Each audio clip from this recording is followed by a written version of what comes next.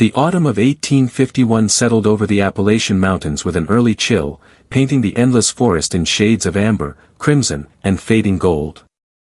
In the small settlement of Black Briar, life followed a predictable rhythm. Families worked the fields from sunrise until dusk, children attended the modest one-room schoolhouse, and evenings were filled with the comforting glow of fireplaces. Yet beyond the edge of civilization stretched a wilderness that everyone respected, not because of the bears or wolves that occasionally wandered through, but because of a forgotten hollow hidden deep beneath the surrounding ridges. Older residents spoke of the place only in whispers, warning younger generations that anyone who entered after sunrise risked returning with something they could never leave behind. Most dismissed the stories as relics of fear passed down through generations, but no one willingly tested them. When schoolmaster Elias Mercer announced a nature excursion to study unusual rock formations and native plants beyond the Northern Trail, excitement spread through the classroom. 31 children eagerly packed small lunches wrapped in cloth, carrying notebooks, canteens, and simple walking sticks cut from nearby trees.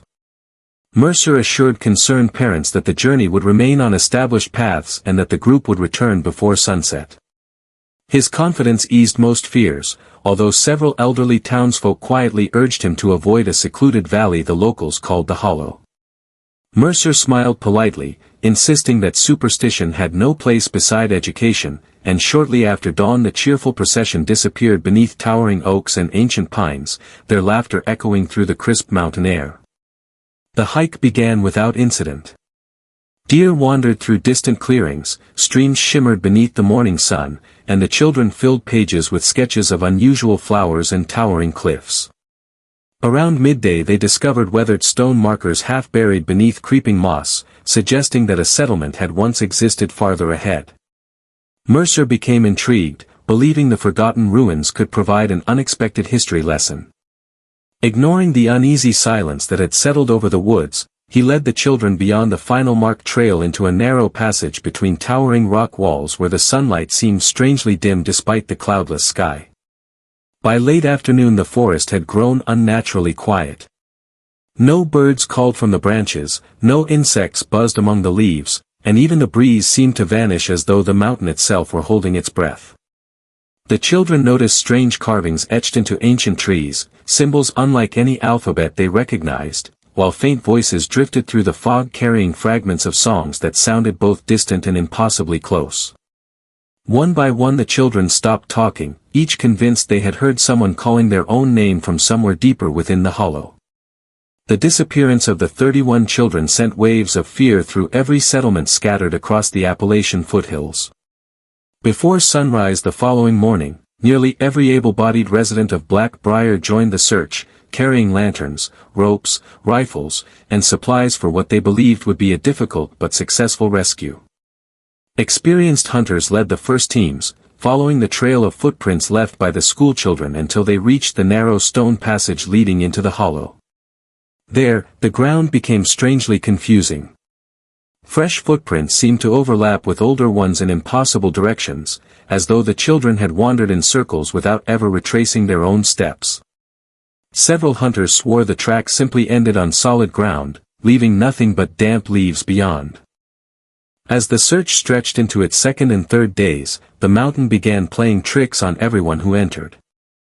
Familiar landmarks appeared in places where they had never existed before. Trails marked with ribbons during the morning could not be found again by afternoon. One rescue team reported hearing children laughing just beyond the trees, only to discover empty clearings each time they rushed toward the sound. Others claimed they saw figures moving through the fog, always just far enough away to remain hidden behind thick trunks. Every strange encounter chipped away at the confidence of even the most experienced woodsmen, many of whom admitted they had never witnessed the forest behave in such an unnatural way. The search dogs, usually fearless in unfamiliar terrain, refused to continue beyond a cluster of ancient oaks near the heart of the hollow. Some whimpered and pulled against their handlers while others lay flat on the ground, trembling as though something invisible stood between the trees. Horses reacted no differently. Calm animals suddenly reared in panic, refusing to take another step toward the valley. Ministers accompanying the search whispered prayers under their breath, while older residents insisted the mountain had awakened because outsiders had crossed a boundary that should never have been disturbed. Hope was fading by the sixth morning when a farmer gathering water near the edge of the woods spotted movement drifting through the dense fog. 4 children stumbled into the clearing, barefoot, soaked, and covered in mud that carried an odd gray color unlike the soil found anywhere nearby. Their clothes were torn, their faces hollow with exhaustion, and their eyes stared blankly past the people running toward them. None of them cried or called for help. They simply stood in silence, breathing heavily as though they had walked an unimaginable distance. When desperate parents begged to know where the others were, the oldest survivor slowly lifted his trembling hand toward the hollow and whispered, "They told us not to look back, but someone did." The return of the 4 surviving children should have brought relief to the frightened town, yet their presence only deepened the mystery. Physicians examined them from head to toe but found almost no physical injuries beyond cuts, bruises, and severe exhaustion. They showed no signs of starvation despite having been missing for nearly a week, and none of them could explain how they had survived without food or shelter. Their eyes carried a distant emptiness that unsettled everyone who looked into them, as though each child had witnessed something no human mind was meant to understand. Friends and family expected joyful reunions, but the children barely recognized the people embracing them. They behaved as though they had awakened in a place that was familiar, yet somehow wrong. Question after question was asked, but the answers were fragmented and contradictory. One child insisted the group had never become lost at all. According to him, they had simply followed their teacher into an old village hidden beneath the trees, where dozens of strangers welcomed them with warm smiles and glowing lanterns. Another survivor denied any village existed, claiming they had spent days wandering through endless fog while hearing footsteps behind them that never caught up. The youngest child repeatedly whispered about doors carved into the sides of the mountain, saying they opened only after sunset and closed before dawn. Whenever anyone asked what lay behind those doors, he burst into tears and refused to speak another word.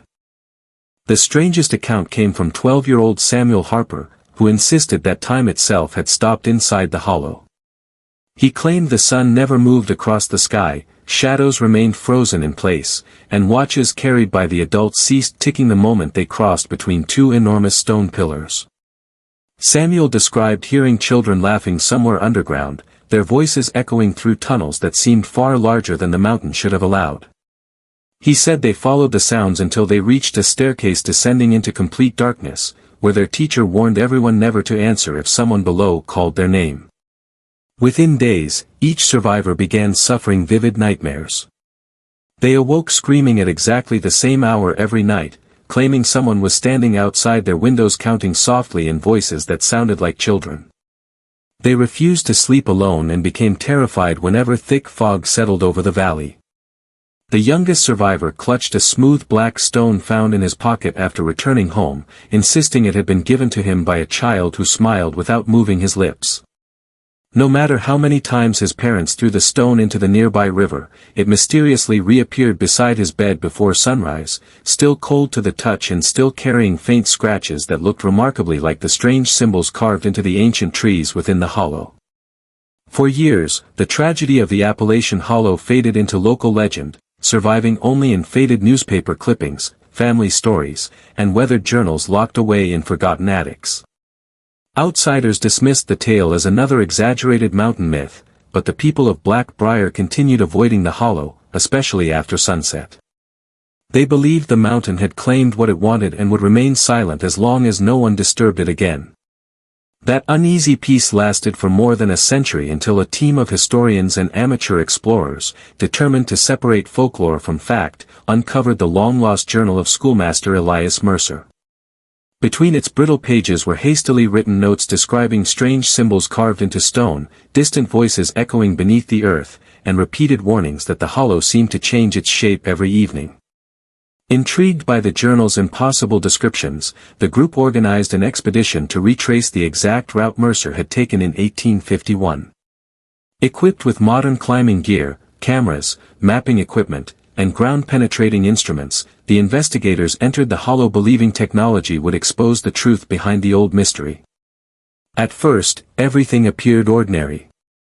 The landmarks described in Mercer's journal matched perfectly, right down to the moss-covered stones and towering oak trees. Then the instruments began malfunctioning. GPS devices lost their signal despite clear skies. Digital compasses spun endlessly without settling. Battery-powered equipment drained within minutes, while clocks carried by different team members slowly drifted out of sync until each displayed a different time. The deeper they ventured into the valley, the quieter the forest became. Even their own footsteps seemed strangely muted, swallowed by an unnatural silence that made every whispered conversation sound painfully loud. Late that afternoon, one explorer noticed a narrow opening hidden behind thick vines at the base of a limestone cliff. The entrance matched a rough sketch Mercer had drawn nearly 2 centuries earlier. Beyond it stretched a winding tunnel descending beneath the mountain, its walls covered with the same mysterious carvings reported by the surviving children. As they followed the passage, their flashlights illuminated dozens of forgotten objects scattered across the stone floor: small leather shoes, rusted lunch tins, faded ribbons, broken wooden toys, and tiny notebooks preserved by the cool underground air. Carbon dating would later reveal something impossible. The belongings came from different decades and even different centuries, suggesting children had disappeared inside the hollow long before 1851 and long after it. Every artifact rested exactly where it had been dropped, untouched by decay, as though whoever, or whatever, had collected them intended for someone else to eventually discover them. The discovery of the underground chamber shattered every logical explanation the expedition had carefully constructed. What they believed would be the final piece of a forgotten historical puzzle became the beginning of a nightmare that refused to remain buried. As the investigators documented the children's belongings, they noticed something deeply unsettling. Every notebook they recovered ended the same way. The handwriting would begin neatly, describing ordinary events, then gradually become hurried and uneven until the final page contained only one repeated sentence, written over and over in desperate strokes: "Don't answer when they know your name." The dates on the journal stretched across nearly 200 years, proving that children had continued disappearing into the hollow long after the tragedy of 1851 had faded from memory. While photographing the chamber, the team's audio equipment captured voices no one had heard during the expedition. Back at their campsite, the recordings revealed faint whispers layered beneath every conversation. The voices counted slowly from 1 to 31 before stopping abruptly at 27, followed by the unmistakable sound of children laughing somewhere deep underground. None of the investigators remembered hearing those sounds in real time. Stranger still, one recording contained the terrified voice of a missing teammate calling for help nearly 10 minutes before he had actually disappeared. Panic spread through the group as they searched the tunnels, only to discover that familiar passages no longer connected in the same way. Walls appeared where open corridors had existed moments earlier, while staircases led back to places they had already searched. Every attempt to leave brought them deeper into the mountain. Some investigators began seeing family members standing at the end of distant tunnels, gently calling them forward. Others heard the voices of childhood friends or loved ones who had died years earlier. Those who followed the voices never returned. The few who resisted described the apparitions as perfect copies, except for one horrifying detail: their smiles never reached their eyes. Only 4 members of the expedition escaped the hollow before sunrise. Like the children in 1851, none could fully explain what had happened beneath the mountain. They agreed on only one thing. The hollow was not haunted by ghosts or cursed by forgotten settlers. Something ancient lived beneath the Appalachian earth, something that patiently collected memories, voices, and lives while allowing just enough survivors to leave so the story would never be forgotten. Before the authorities permanently sealed the tunnel entrance, one investigator quietly admitted that as they fled through the darkness, he looked back only once and saw 27 children standing silently beside schoolmaster Elias Mercer, all smiling as though they had been waiting for someone to return home: